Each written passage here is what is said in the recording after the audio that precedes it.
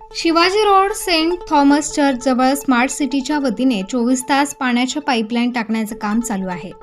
संपूर्ण रोड फोडून ठेवला, पाईप पुरले, रस्ता बुजवला गेला, कॉन्क्रीट अंथरले गेले। नंतर स्मार्ट सिटीला उपरती झाली, काही भागात पाईप पुरायचे बाकी राहिले आहे। परत रस्ता फोडला, परत पाईप टाकत परत रस्ता बुजवला, सिमेंट अंथरले। मात्र नाशिककरांचे दुर्दैव काही थांबेना। 2-4 दिवसांनी परत रस्ता खचला।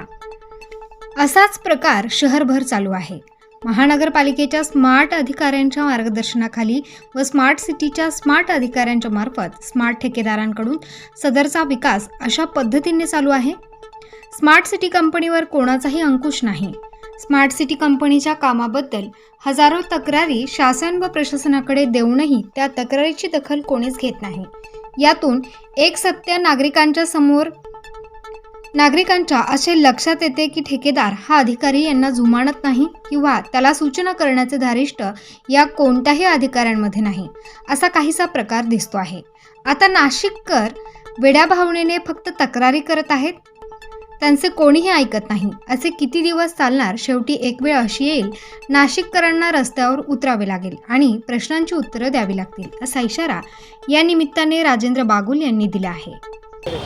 हे बघा, स्मार्ट सिटीचं, स्मार्ट अधिकाऱ्यांचं, महानगरपालिकेच्या स्मार्ट कंपनीचं आणि स्मार्ट ठेकेदारांचं या कामाच्या पद्धती।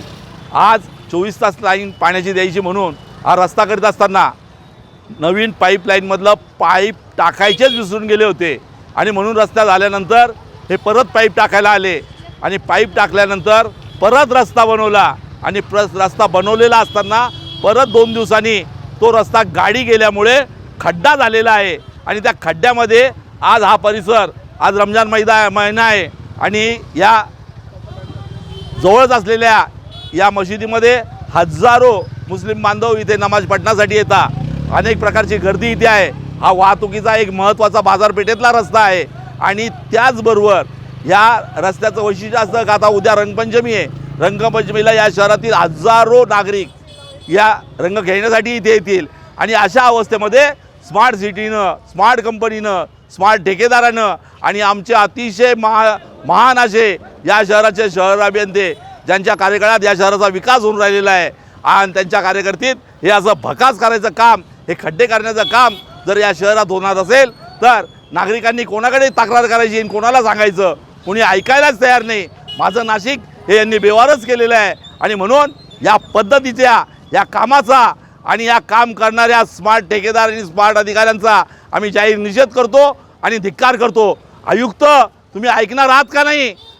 कमिशनर, तुम्ही बघणार आहात का नाही? काही नाशिक वाऱ्यावर सोडून दिलेले आहे।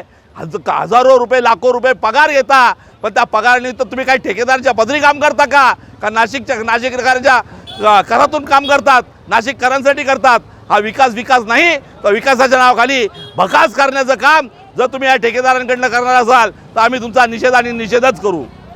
प्रतिनिधी मोहसिन पठाण, स्टार न्यूज, नाशिक।